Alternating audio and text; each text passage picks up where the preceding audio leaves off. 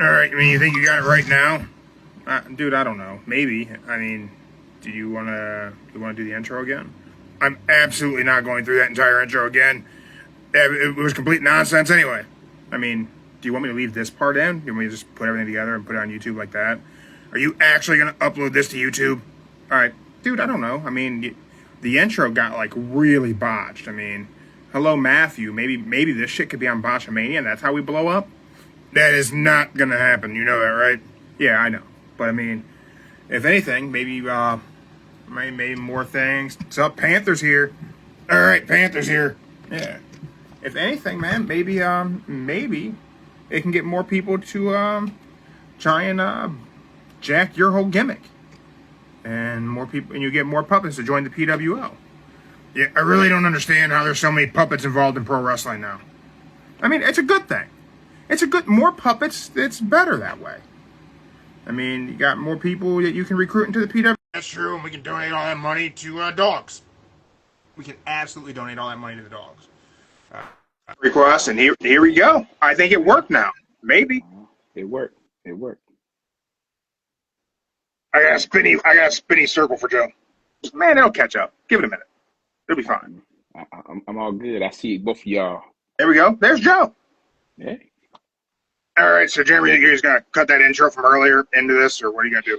Yeah, maybe. I don't know, dude. I don't know. Who knows? Depends on where this conversation goes. If this is able to be uploaded onto YouTube, which is the greatest platform ever. I love Google and I love YouTube. That is shameful. Yeah, I'm embarrassed for what I just did there. Nah. How else you gonna watch YouTube? You need Google to see YouTube.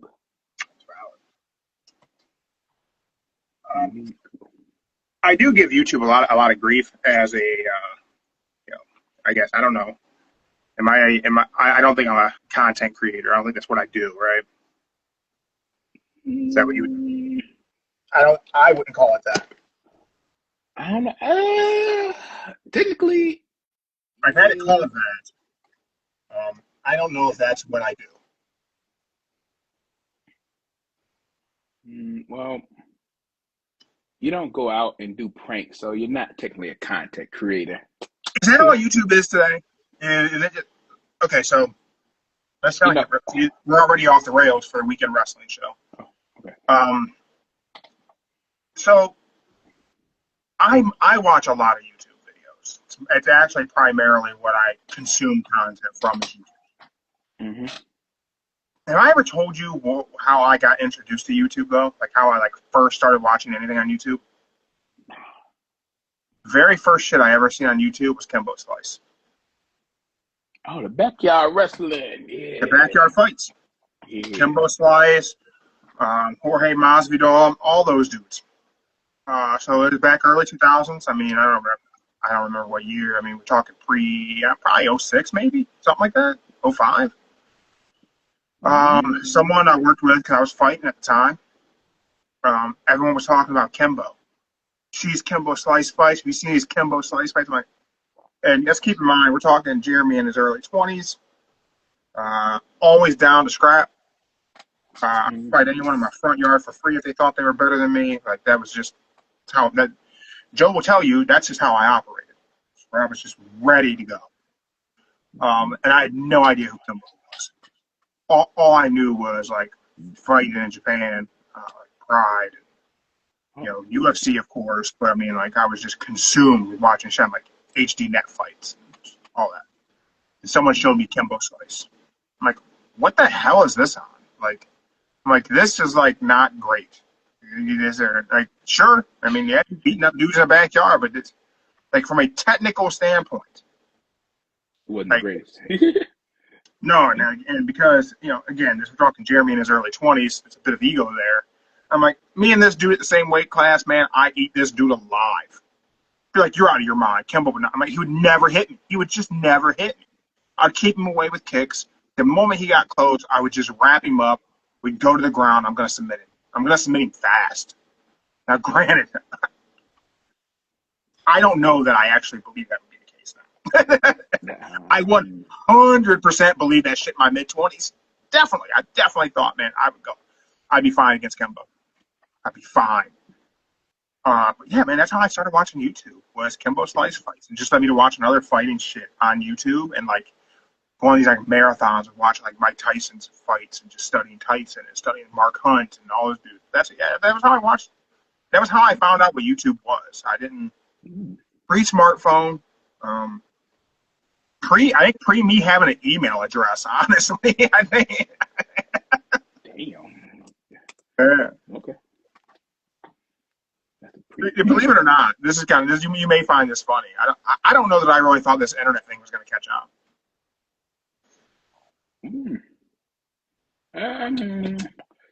I would say I knew it was gonna catch on when about Jeep. It was a Jeep, yeah, Jeeps. Before Google, it was Jeeps. Oh yeah, Ask Jeeves. Yeah. I remember that. Yeah. I think I only ever ended up with a email address was because of MySpace. Everyone was on MySpace, and I had to have a MySpace for fighting and like promoting and like trying to get sponsors and shit like that for fighting. I think and that's how I got connected with like Dan Henderson and Guy Mesner and all those dudes. I met all those dudes through MySpace. Yeah, like man, like I don't know. I didn't know what YouTube was before I watched Kimbo Slice fights on YouTube. Damn. I get people who would ask me before, like, "Oh, your fights on YouTube?" I'm like, "Man, I was fighting before people were using YouTube." No, no, there's not. We weren't like recording like gym sessions and putting that shit on YouTube. We didn't. No one was doing it. Nah, I don't think nobody. Nah, nobody would. I guess people probably were, but I mean, I wasn't hip to it. I would say I seen the first one of you when dear sister posted on her MySpace page, and you broke somebody's leg with a kick. Yeah. I'm like, I think that's the only one that exists in the internet realm anywhere. Is the leg break? Yeah, I asked her like, "That's fake, girl. Y'all know y'all fake." She's like, "No, Joe, it's real." I'm like, "Quit lying, man. I know you're lying. I know you're faking. I know y'all did some editing on that damn thing. He didn't break his leg that damn quick." She's like, "Go watch it again. I'm telling you, it's real." I'm like, "Okay."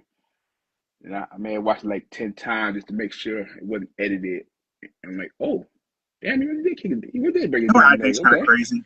Like, whenever I look back at my time fighting, I think that I was involved in some fights that were supposed to be works. So, like, I was doing shoot fighting and training under Bart Vale and Fujiwara for a long time before I started doing instructor stuff. And kind of getting smartened up that a lot of the stuff from Japan was a work. Like, my first time, not first time, but some of my early on conversations with Bart Vale about fighting in Japan. I really wanted to fight in Japan. Like, I badly wanted to fight in Japan. And at one point, things were in motion for me to go to Japan and fight in Japan. And now, when I look back, I think the whole thing may have been a scam. But thankfully, I never paid out of pocket for anything, but I don't know. But Bart never initially presented anything about fighting in Japan that the shit was a work. He actually talked about people criticizing him and Shamrock for it being a work.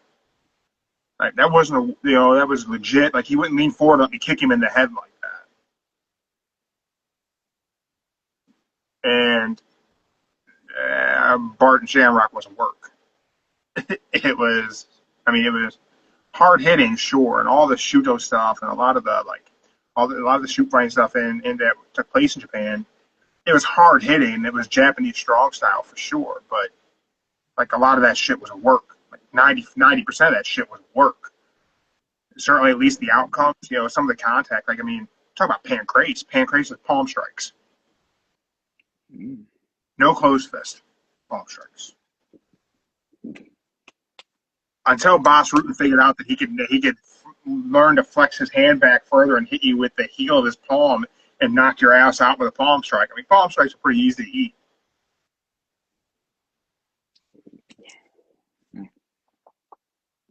I might get this Your one. giant hand would be a whole different scenario. But the fight where I broke the dude's leg, so the rules for that fight changed once I got there, and whoever, like, everything for that event changed, like on the fly. I was supposed to be main event, ended up going first. My opponent changed after I got there, and the idea behind my opponent changing there was that me and that dude would be, because it was scheduled for two 15-minute rounds instead of like 3 5 minutes. Two 15-minute rounds. And they're like, well, these two will probably go the distance because day of the event, a bunch of the fighters got arrested. That fight was in Michigan, somewhere outside Detroit, I think. And on their way to the venue, they got arrested. Car got pulled over. Somebody had something on them, and they got arrested. So, like, the whole thing got changed. And then because of how it wasn't sanctioned, they're like, yeah, you guys got to wear shin pads. I don't own shin pads. You didn't bring shin pads. They asked, like, you didn't bring shin pads? Like, why the hell would I have brought shin pads? We don't train with shin pads because our gym, like, we didn't train with shin pads. We had like one set of headgear in the gym that we would give the new people for them to wear it. We would wear mouth guards and cups, but like we were scrapping. So like, yeah, I don't own shin pads. They're like, well, you can't fight without shin pads. Like, what the hell? Like, I drove all this. I have people here. So the dude I ended up fighting, one of his training partners gave me their shin pads to wear so I could fight. I broke that dude's leg with shin pads on. Yeah. With one kick. It was one kick. From what I've seen, it was like less than 20 seconds. It was like 6 seconds. Here's what really pisses me off, though.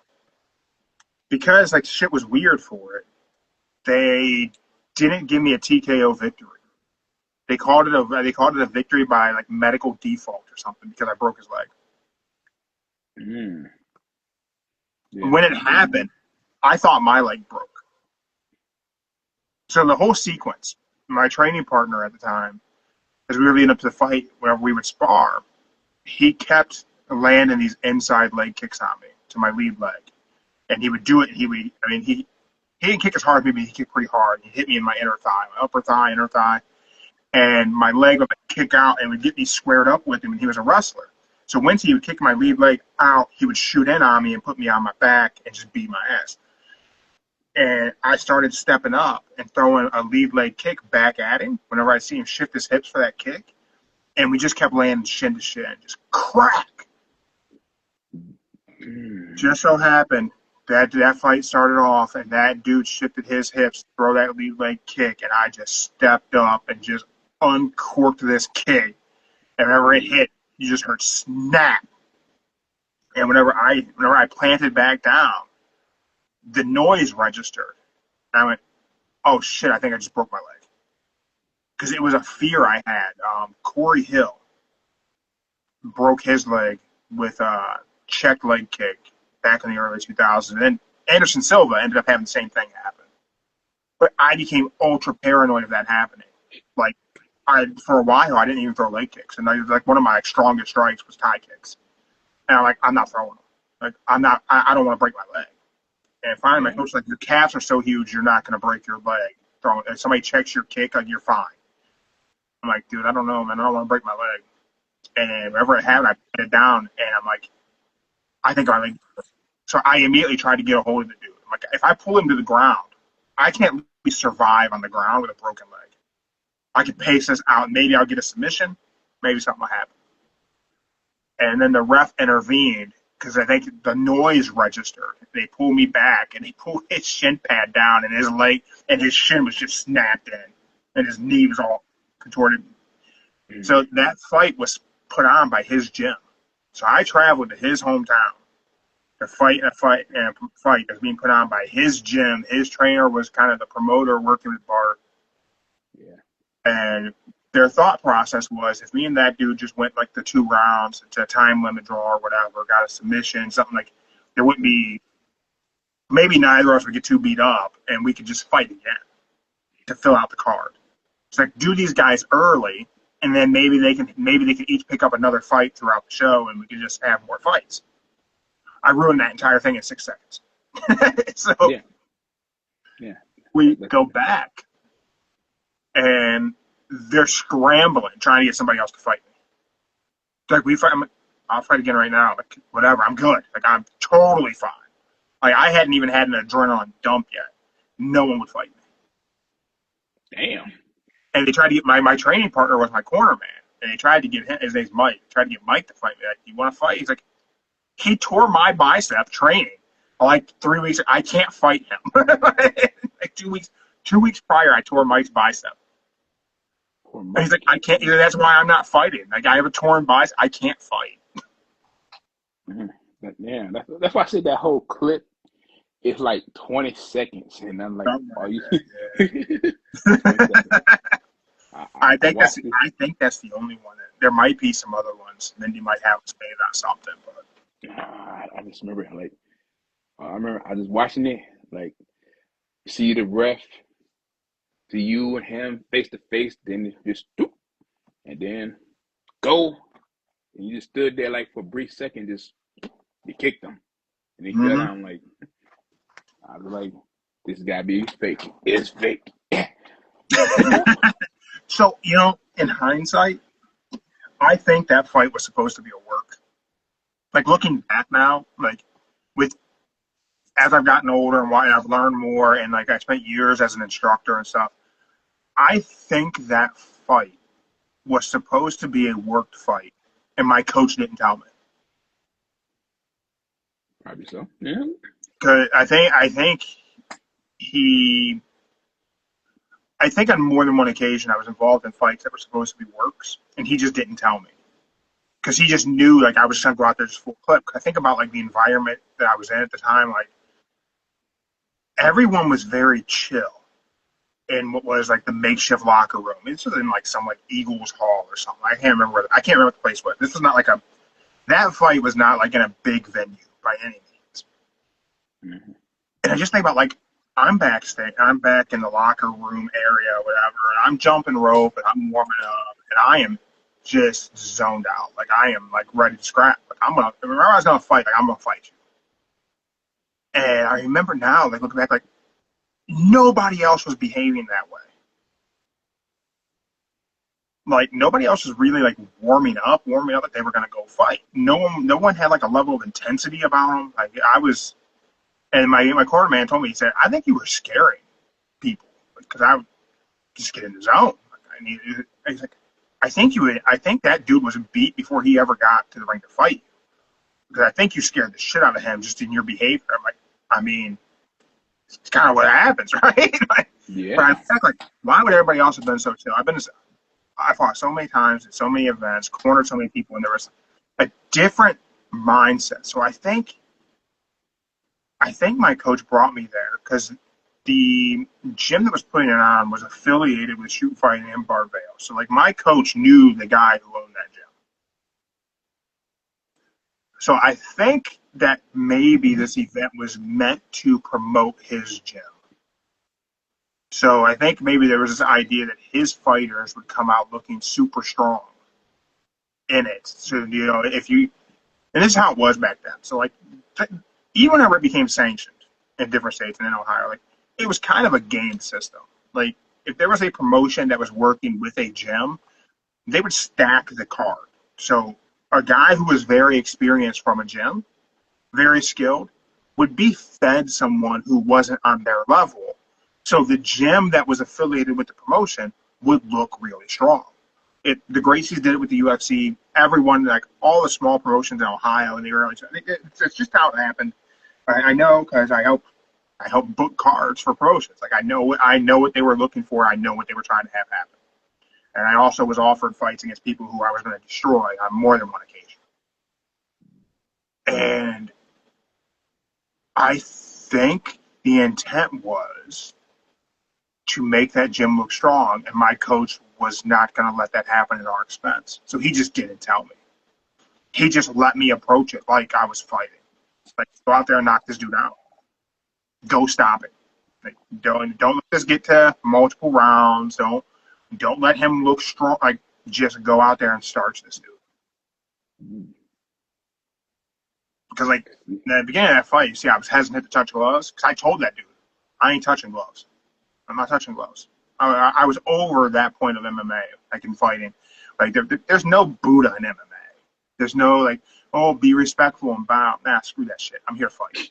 I'm here to fight. Like, there ain't none of that. Like, we're not bowing. There's no katas. Like, no, I'm here to smash you. And then that happens, and, like, they didn't. I don't think they covered his, like, medical shit. Like, I didn't get paid. I never got paid for that fight. Never. I never received payment. To this day. We're, I don't know, about 2 decades later, something like that. Never got paid. Technically, it didn't go a whole minute, so I can see why. You don't think I was entitled to money?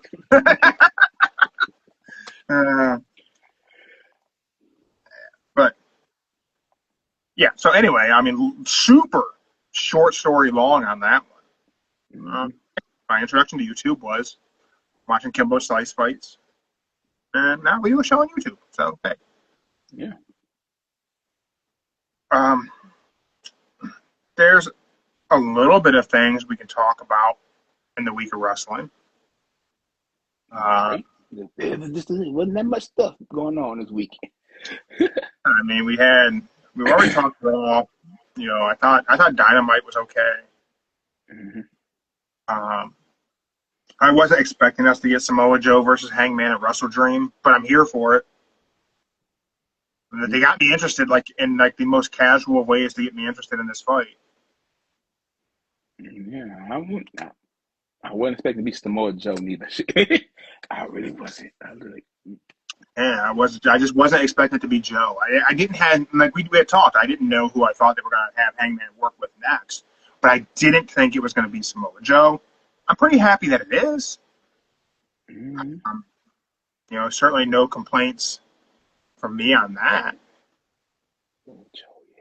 Samoa Joe can get the title back. Woo, woo. Just saying. You want Samoa Joe to beat Hangman? You seem burnt out on Hangman as champ already. I'll be honest. No. I want Hangman to still be the champion.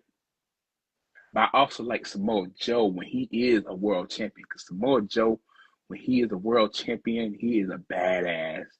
And he will destroy everybody when he is the world champion. So, I'm not mad at Hangman. But when Samoa Joe is a world champion, he's like undefeated. He's a badass. He will talk shit and tear everybody down. There's this thing about Samoa Joe that he always has a degree of believability and unpredictability. Like, you just really don't know what Joe's going to say. Like, he become a promo on anyone. And just out of nowhere, he's disrespecting their wife and their kids. It's like, whoa, dude, this is like a trios match. Like, what are you doing? Why does it get so heated all of a sudden? But that's that element that Joe brings to the table. That you're right. Put the world title on Joe as a heel.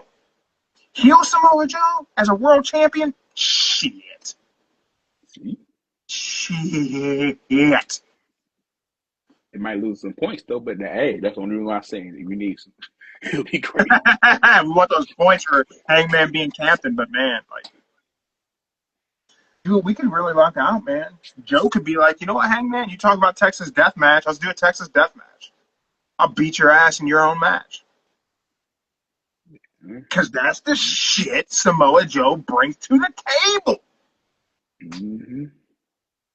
And, I mean, it did go back to the Ring of Honor when he's a world champion, TNA when the world champion. He destroyed everybody and them promos. You didn't know what the hell he's talking about. It could be off. He could bring a pencil and put it in the damn promo and make you feel weak.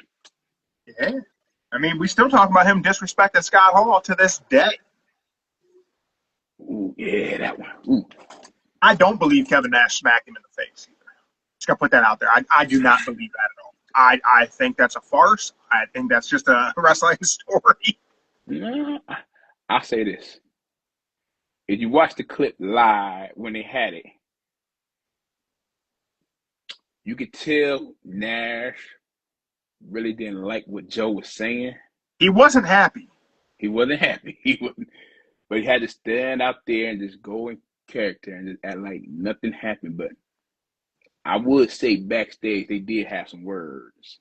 Yeah, I'll say that. Nash definitely no-sold it. Like, you didn't get a reaction from him on TV, which kind of added to it, really. Mm-hmm. But yeah, man, I think it'd be cool if Joe won, but I want Hangman to get the points. But we're talking about points, and I think this is going to be a good week coming up for us for Fantasy Faction. We'll continue to break down the week, but I just want to quickly look ahead to Title Tuesday. 2.5 hour AEW Dynamite Title Tuesday. Fletcher is going to defend. Mercedes is going to defend.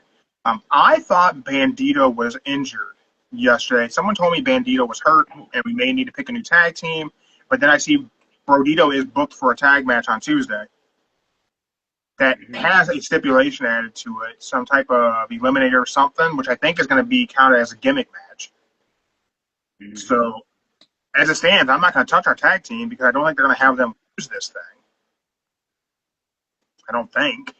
Depends on what the stipulation is. It was something like if they win, if one of those guys gets pinned, they get opportunity at Okada.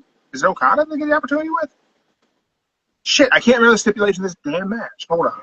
I don't know stipulation. I don't remember what the stipulation is. I know they had a stipulation. That's why they got a stipulation. Yeah, okay. There's some weird stipulation to it. I can't remember what the hell it is. Well, then it's definitely a gimmick match then. Shoot, stipulation is a gimmick match. Yeah,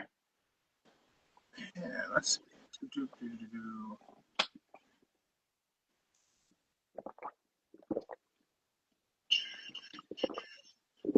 Oh, Title Tuesday. Kyle Fletcher defends against Kyle O'Reilly.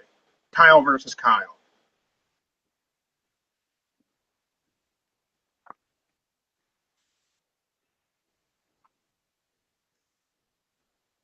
Here we go. It's a double Jeopardy eliminator match. It's Brodito versus Okada and Tashida. And if either Brody or Bandito scores the pin, they challenge for Okada's unified title. If the Don Callis family wins, they get a tag title shot. Oh.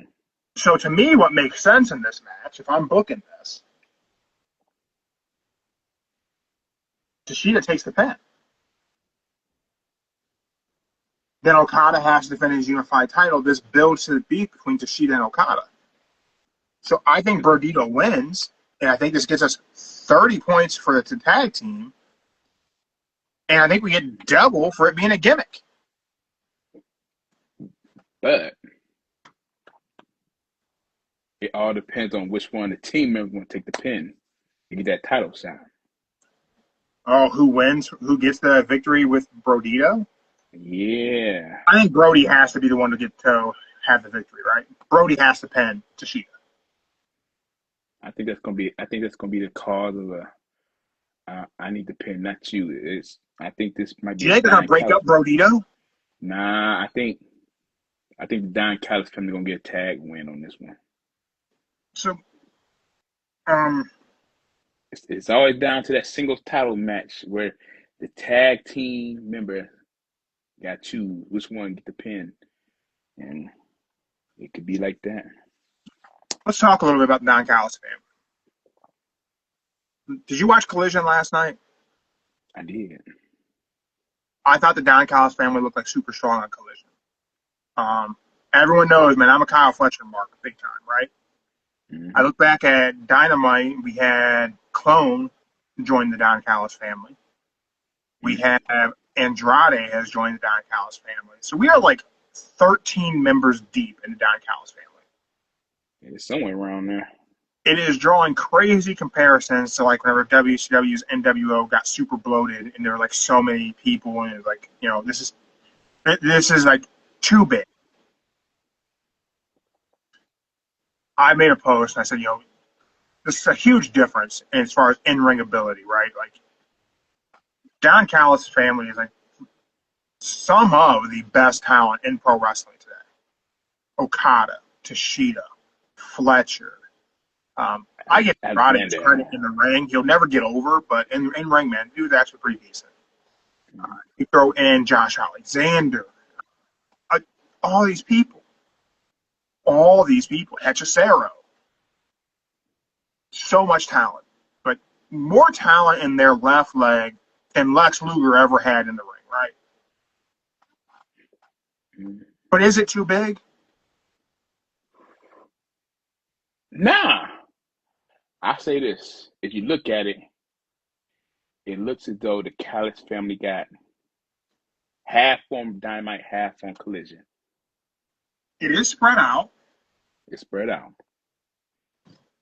But I would say majority, you'll probably see Kyle on both shows and maybe Okada on this Dynamite. Alexander could probably do both shows. I would say between Josh and Kyle, they could do both shows, but the rest is like they just got it separated. So they know who can be on what show and not have it be like, hey, the NWO, they all coming out at once. So, half. Do you like the Don Callis family as a group? Do you think it's a good faction for wrestling?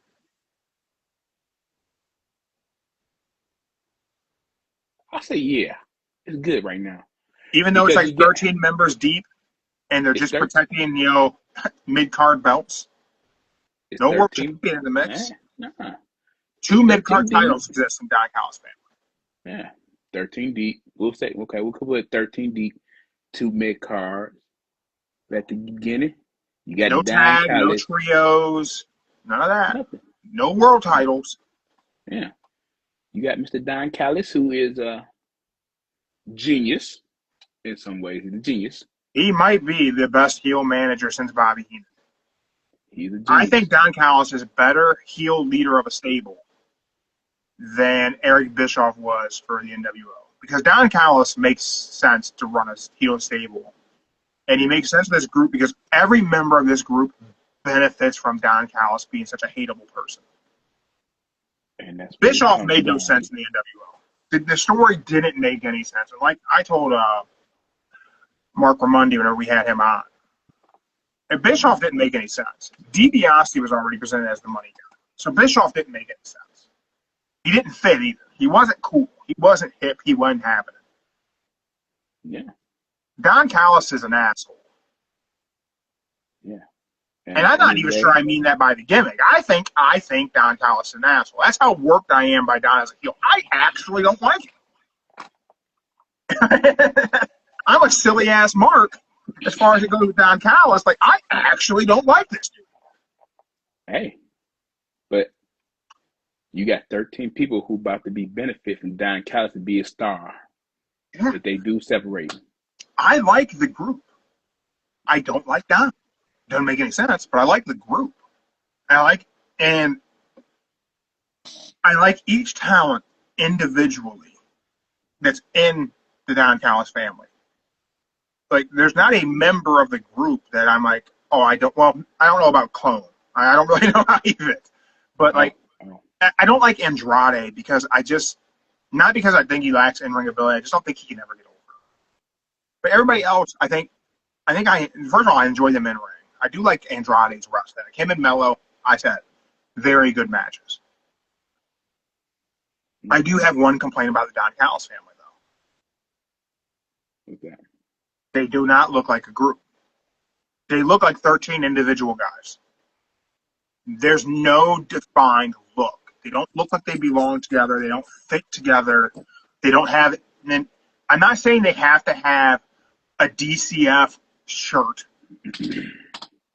Oh, shit. Oh, no. I don't even know where you get that from. Oh Lord. NWO logo, DCF, Don Callis family.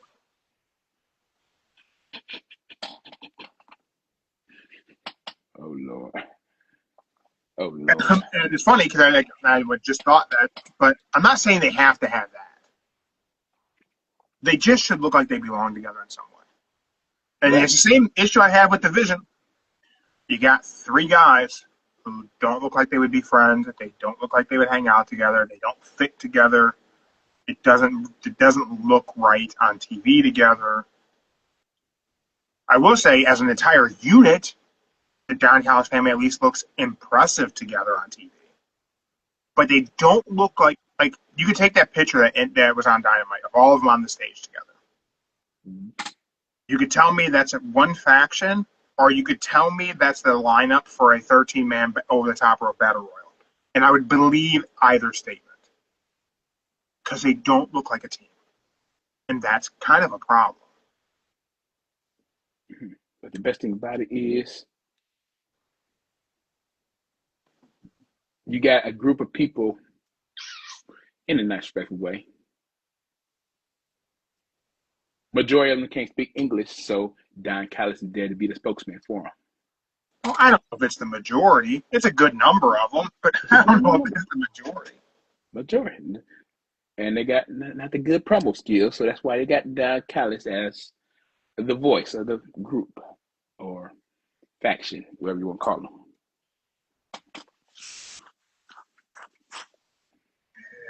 I think they all benefit. I think whenever Don Callis does commentary for their matches, I think that's a huge benefit, especially if it's opposite of Bryan Danielson. Because Bryan Danielson being added to commentary is fantastic. Whenever you have him and Don, dude, I love pro wrestling commentary, right? High school, I wanted to be Jim Ross.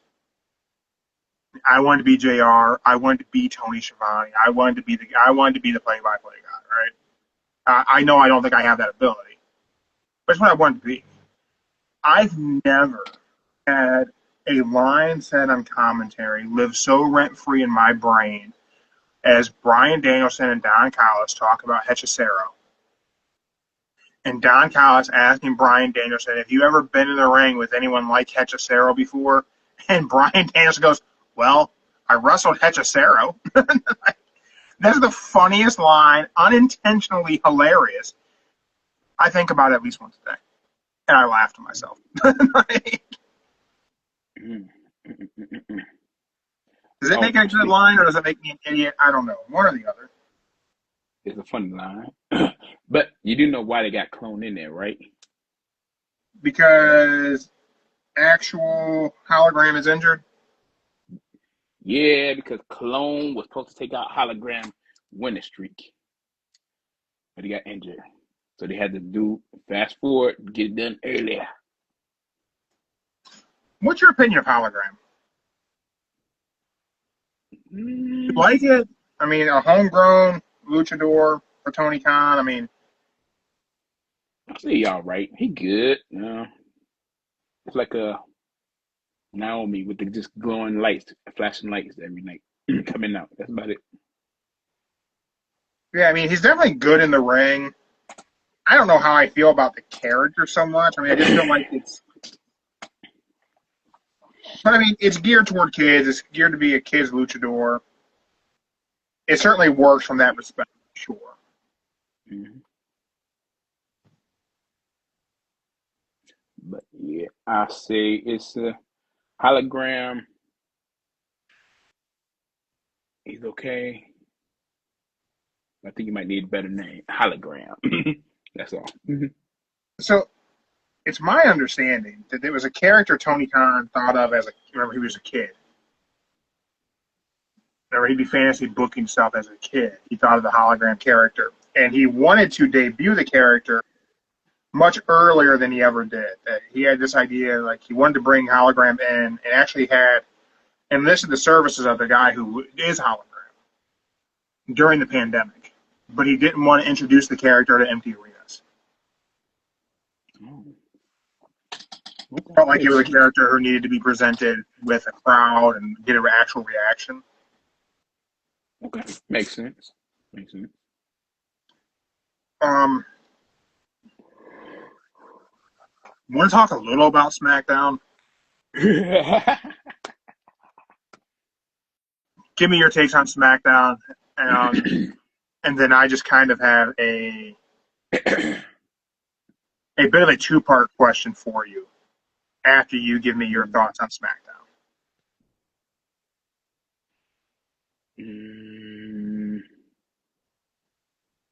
I would say the first hour sucked.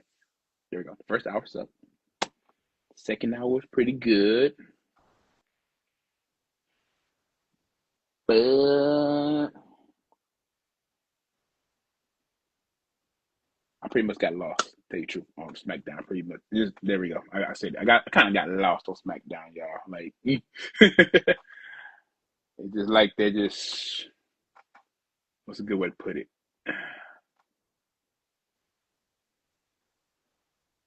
They're just trying to make a good story, but they're just throwing shit everywhere. There we go. There you go. They're just trying to put shit together. That's the best thing I can tell you. Yeah, it wasn't a good show. The Tiffy Time segment was god awful. Yeah.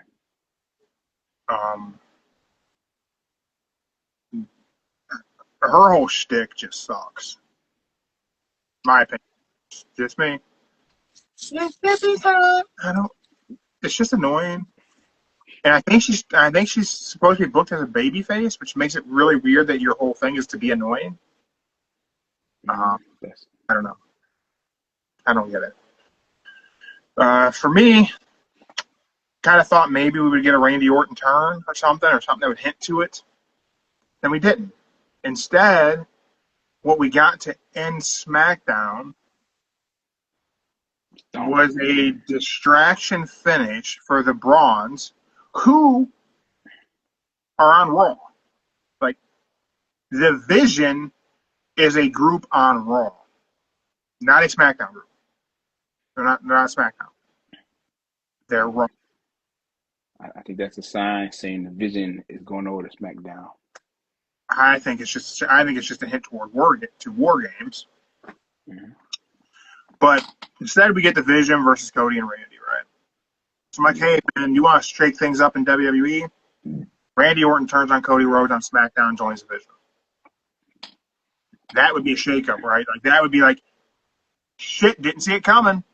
Maybe this is like something exciting. Instead, what we got was the exact same finish to SmackDown that we got for Raw. A distraction finish with some interference for a tag team victory. It doesn't mean anything. Distraction happens. Seth Rollins gets in the ring, hits the stomp. The Vision wins. Yeah. Then we get this weird thing at the end. Seth wanting to go back and attack, and Paul telling him no. Why did Paul tell him no? Why would Paul tell Seth Rollins, oh, he's in your head? It doesn't make any sense. You're the heel. Of course, the entire group should go back in and beat up the baby faces. But instead, Paul says no. And then holds back the Brons after Seth gets caught and gets hit with the crossroads. That doesn't make any sense. It does. Because if you remember back on Raw, he told him not to get involved no matter what. And that's what they're doing. They're not getting involved. So if he gets taken down by Cody, they're not getting involved. And that's the way Seth wanted to be. And Seth wanted to be where only he takes down Cody alone. He wants to prove the 22 matches that he can do it by himself. The 22 losses were a fluke. I can do this. Yeah. So the question, two-part question I have for you. So we had Paul holding them back. We had that whole ending that is like the same ending to every Raw show. Every main event's the same thing again. Again, we're right back here with WWE. The only difference is whenever every show ended with the Bloodline interfering for Roman or whoever to win. At least there was like some interest in like who can beat Roman Reigns, right? Well, we don't have that with the Vision. There's no curiosity of who's going to beat Seth for the world title because he's not defending it. So my question to you is this. Is the Vision already boring? Before we ever get the Vision merch, before we ever get a unified look, before we ever get a actual like following for this heel faction of people showing up in their Vision shirts and everyone's throwing up their V's and all, is this boring? Not yet. Not yet. Okay. Not yet. It's not boring yet. There's a lot of fans that disagree. There's a lot of people saying it's boring. So I ask this. I say this. The reason why I say it's not boring is because it's a typical average faction. When you get three people together that nothing in common, you just wait to start building them up. And they have nothing in common. They have nothing in common. So that's I don't even know if this alignment helps Braun or Bronson. Like, the idea, like, generally you take, like, a main event guy, and you put some mid-carders with the main event guy to help get them over. Like, that's, like, the formula, right? That's formula. You have the star, and you throw some mid-card and upper mid-card guys around him, and you elevate everyone in the process. I would argue that Braun and Bronson didn't need to be elevated. They were already over. Bronson Reed was the monster. He took out Seth. He took out Bron Breakker. He took out Roman Reigns. He was recruited by Bloodline 2.0 to take out Roman Reigns in War Games, and he did. He was already over. He was an established monster. He didn't need Seth. I would argue he didn't need Paul. Good promos, good video packages, merch was selling, people were interested, and he had that wow factor whenever he hit those tsunamis. He had a whole shtick, 7 tsunamis. I'll put you in the hospital. That's it. He's body bagging dudes. Bron Breakker. Yeah. IC title run, super exciting in the ring, 23 miles an hour. Like, that dude was over. Either of those dudes could have just won a tournament and been put into the main event scene and totally believable to do it. I don't know that they were helped by being put with Seth and Paul. If anything, putting them together as a tag team that doesn't make a hell of a lot of sense may have actually caused Bron Breakker and Bronson Reed to take a step back. They get tons of TV time. It's absolutely true. Tons of TV time. But their characters got a little bit washed by being part of the Vision. Bron Breakker as the badass was kind of like, it was building up to be its own thing. Bronson Reed was a Vader-level monster. And WWE needed a Vader-level monster. To the point, I think they should give him the Vader helmet. Like, they needed that. Being tagged with Bron Breakker, Bronson Reed loses a little bit of that magic that made him a monster. Nah, I'll say it again. I said it before. You're looking at Evolution 2.0 story-wise, and that's what's going to happen. You got Seth Triple H. You got Breakker as your Randy Orton, and you got Bronson as your Batista. I have another question for you, Joe. Like I said, this was a two-part thing. Here's part 2. Okay. Do you see a world where Paul Heyman returns to align himself with Roman Reigns?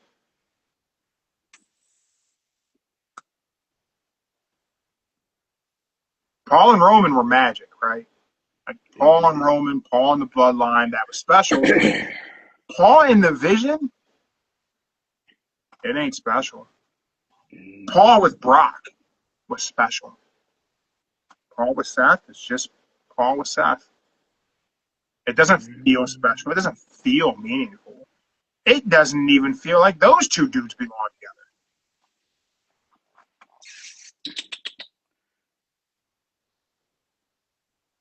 If I had to pick, I would say Paul and Brock would be better more than Roman. I would say Roman and Paul, nah, they ain't gonna get back together. But Brock and Paul, yeah, they'll get back together. Had it pitched to me that the reason why we're seeing this slight shift in character of Jey Uso was because the experiment of Jey Uso world champion didn't really pan out, so they had to shift gears. And the ratings on Netflix are like so far down for Raw that they want to go back to the Bloodline well. Like nothing was hotter than the Bloodline in the last 10 years of WWE. So they want to get Roman back together with his cousins on Raw, and they're just going to do the Bloodline again on Raw to see if that fixes the ratings issue. Because this is all just speculation. A lot of it's just fan bullshit with nothing like facts. Like the rating thing is sure, but Netflix may not be too thrilled about how fast the drop-off was. And they're not really accepting of that just being accepted and moving on. Like they want WWE to try to bring interest in. And, I mean, the Bloodline does make sense for that, but would that be enough to make Raw a super interesting show? No. I don't think so either. Yeah. I would say I don't want to be the bad guy here, but I think Raw is starting to hit his wheels. It's about to fall off the cliff. It's tough, man. Like it has these kind of moments, right? But this is gonna sound like so shitty to say. I feel like such a petty IWC wrestling fan, but like Raw is at SmackDown level.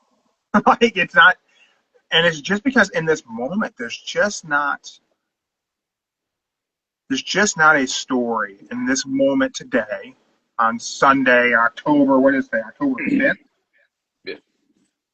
There's not a story right now in WWE that I truly feel like fans care about, which is crazy because we're coming up to War Games where we should be like, this is like gang warfare coming to War Games. Like we should all be like clearly picking sides, and whatever they're going to give us, I don't think fans care about at all. Do we care if it's Team Seth versus Team Cody? For what? What's the implications? No, I'm just saying because as of right now,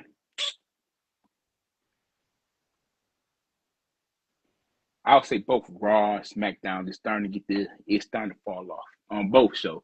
Both, so not just Raw in general, but if you had to put, I would say NXT is probably better than Raw and SmackDown put together because they still do more action than they do and less commentary.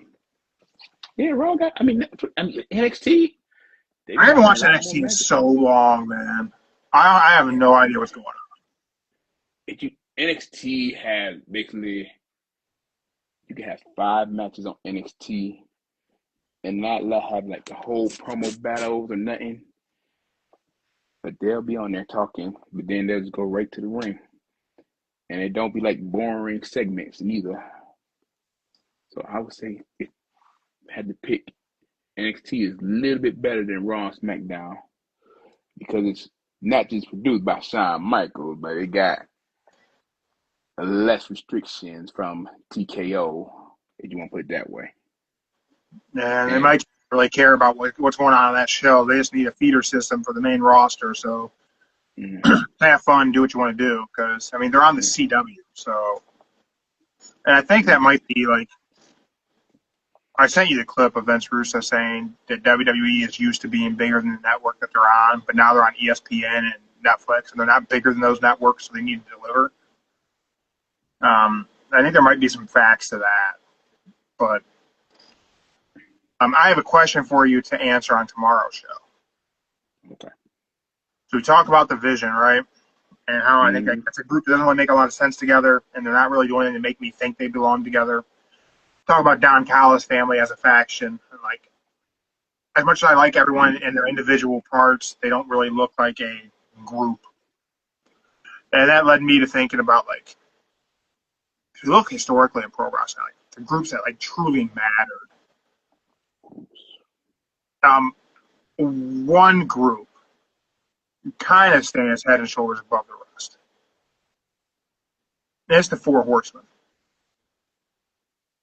So I want you to give this a little thought. And anyone watching us live on Instagram, if you're watching us on YouTube, Spotify, feel free to join us on Instagram tomorrow. I don't know what time. We'll be live on Instagram tomorrow. I want to know who you would put in your Four Horsemen today. Okay. Again, you think about that formula of what a faction is supposed to be. The Four Horsemen are like the pinnacle of that.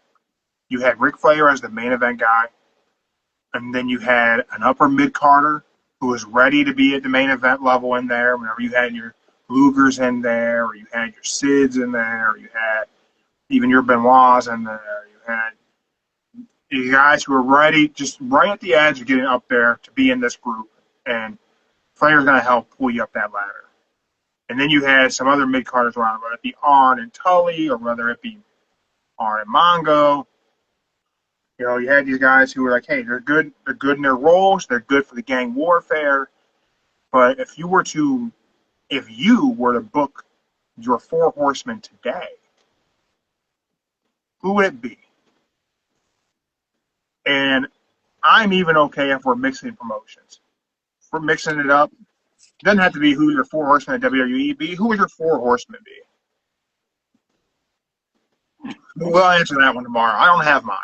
I don't even know if I'll figure it out in 24 hours, to be honest. But, you know, we're talking fantasy faction. You know, we enjoy that game. We have our team built. We're talking factions in pro wrestling. Man, the Horsemen's a legacy, right? Like, it meant something to be a member of the Four Horsemen.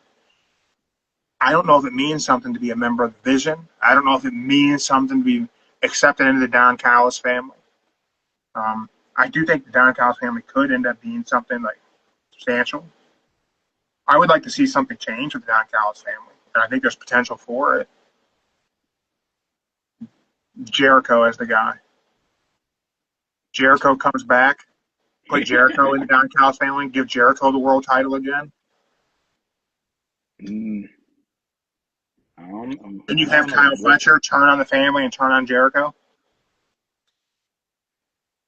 I don't know if Jericho comes back to AEW, though. I kind of hope he don't.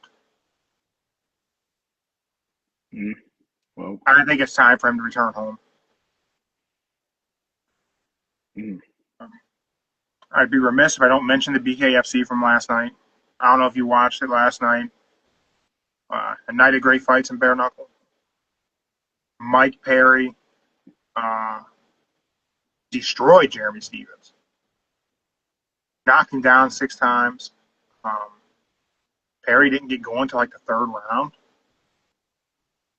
But then our friend of the show, Redneck Mundell, seemingly going to get a shot at Mike Perry soon.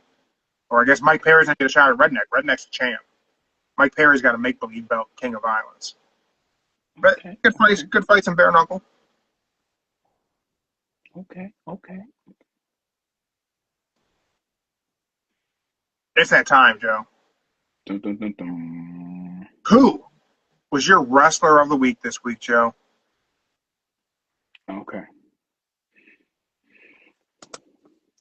I'm just going to say my wrestler of the week, good guy. He made history, y'all.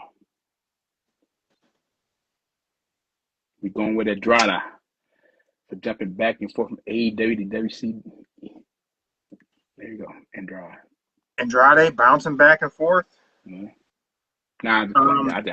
I'm playing. I'm playing. I just threw that in there. I'm playing. I just want to see your reaction. Nah, I'm just playing. Nah, it's not Andrade. But I say, man, I'll tell you what. Here's one thing Andrade did do. Shocked the hell out of me. I flat out said, he's not going back to AEW.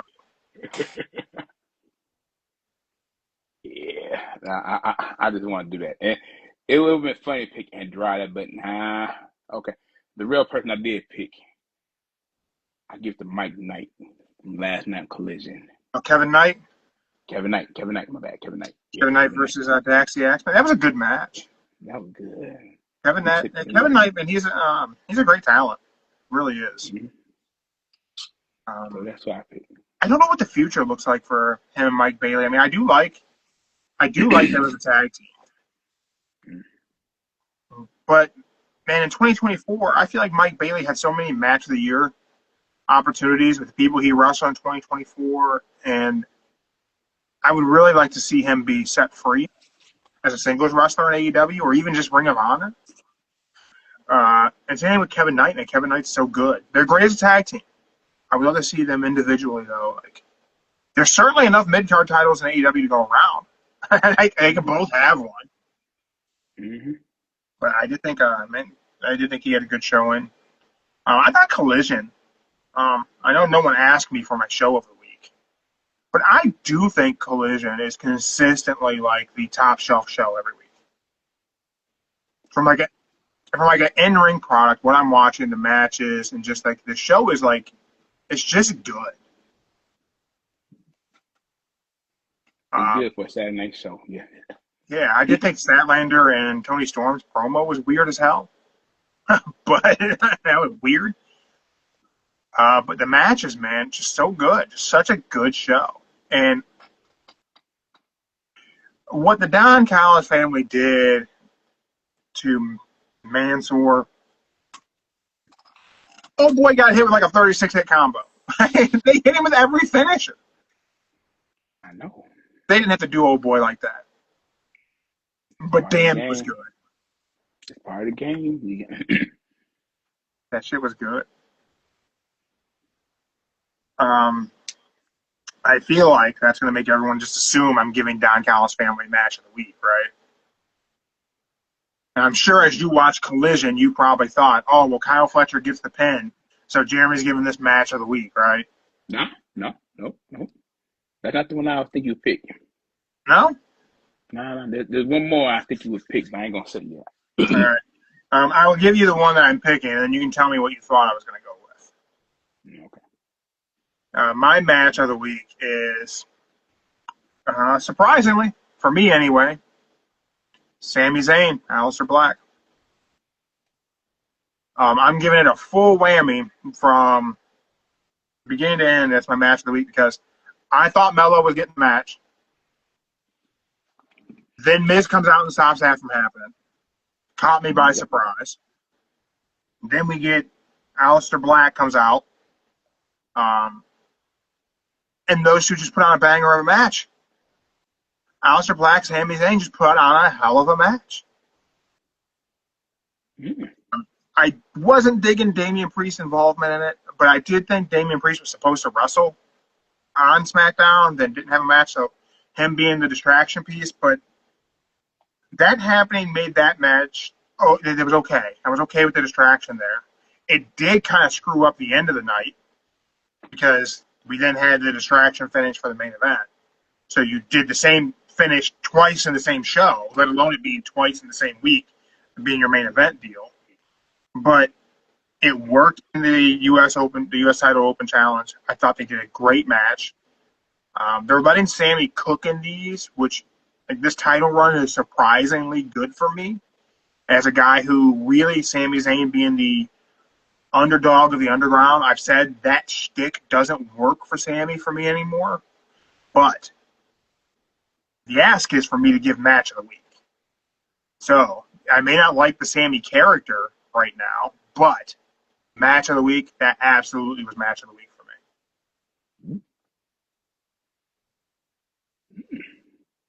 me. Was that not what you thought I was going with? Nah, that wasn't what I thought you was going with. What did you think I was going to go with? I thought you was going to go with the GOA versus the Slim, what they call them, on Dynamite, the tag team match. Oh, the GOA and the Swarm, is what they're calling them? Yeah, Swarm, that's it. Swarm. That's what they're calling them, right? I don't know why they're calling them that. It's a bad tag team name. Yeah, that's what I thought you was gonna go with. I'm like, all right, we're gonna pick this one. Yeah, I did also enjoy the trios of the Paragon and Orange Cassidy versus the other members of the Don Callis family. I did enjoy that match. That I thought that was gonna get it. Honestly, I seen it on paper. And then Sami Zayn surprised me. If I could pick two, I would have picked them both. But the ask is for me to pick one. So. No. But yeah, I think it was an okay week in pro wrestling. Raw and SmackDown, just man, they're not hitting. They're not hitting, Joe. Yeah. If I had to say, I really think it's the TKO partnership making everything go down. I don't think it got nothing. I don't think it got nothing to do with Triple H or anybody. I think it's this partnership with TKO trying to get everything going, trying to get people to come in with them crazy ass prices. And then the arena they were at for SmackDown, 5,000 less tickets sold this week than the same arena back in February. Oh, damn. But yeah, I say that's what it is. Oh, this might be off topic here, but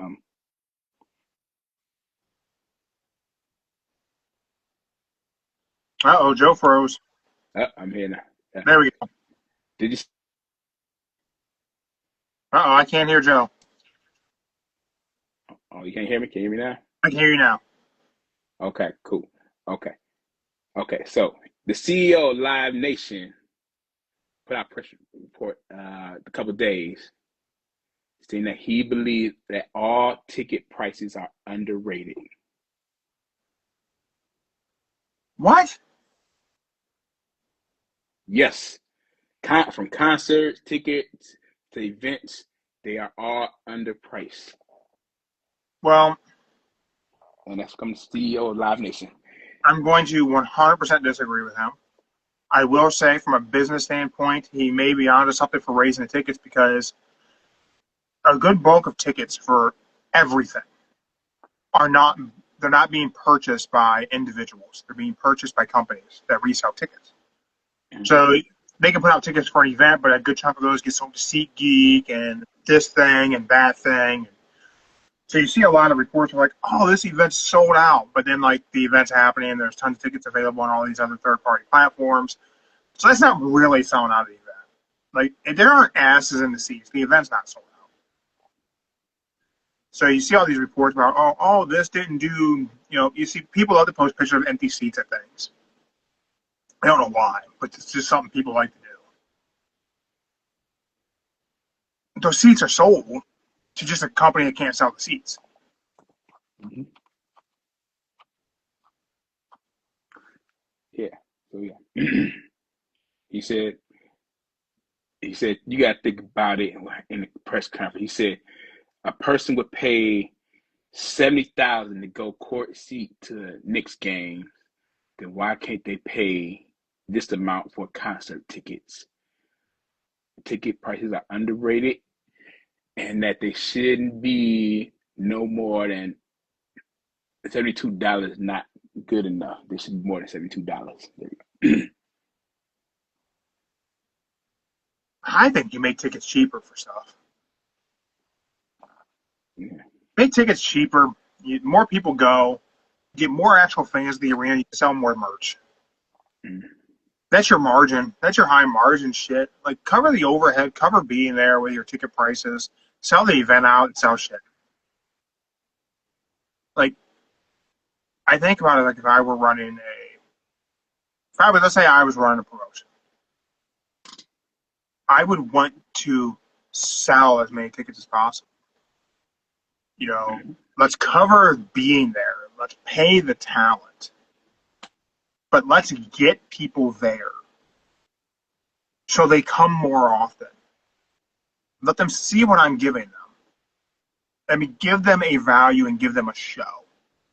But leave them with enough money in their wallet to buy the concessions, to buy the merch, and then let them tell the story of being at a great show. You don't got to put a whole lot of money into advertising all the time. You invest in the advertising in the beginning, and then let your fans advertise for you as time goes on. Let word of mouth fill the arena, and a good price for a good value show. Mm-hmm. You don't need to charge $11,000 to see John Cena's last match, unless the only way to see it is to be there live. But that's not the case. I can tune in and watch it on USA for free. No, Or whatever it's going to be. It's going to be whatever it's going to be on. Peacock, whatever it's going to be. It's Peacock with no commercials. Yeah. So who's going to pay $11,000? Green shirt guy. Someone who's probably getting comped their ticket, right? Mm-hmm. Someone who's using that ticket purchase to create content for their channel, so they're going to write it off in their LLC and be like, oh, no, this was just for this, so I'm writing it off. It's not, I'm not really coming out of pocket for it. It's not. Families aren't doing that. You're missing out on like future fans by pricing things this way. And I personally don't agree with it. Extreme Fight World in Cleveland, they do free shows every so often, and they put those shows on Triller or whatever, and people can watch it there. And I think that's a really good thing. Put on a good show, let people see it, let those people tell people what a good show you put on, and then they'll pay to come see it.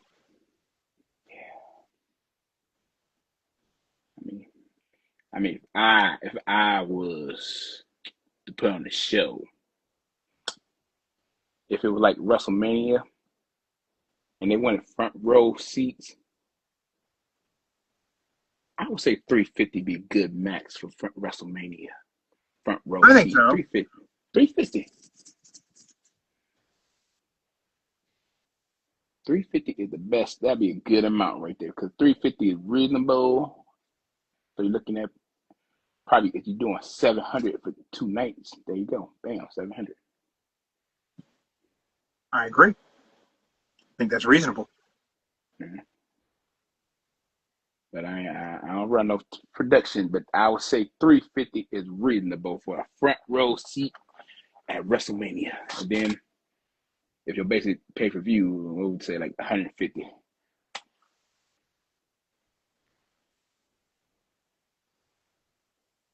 That's about it.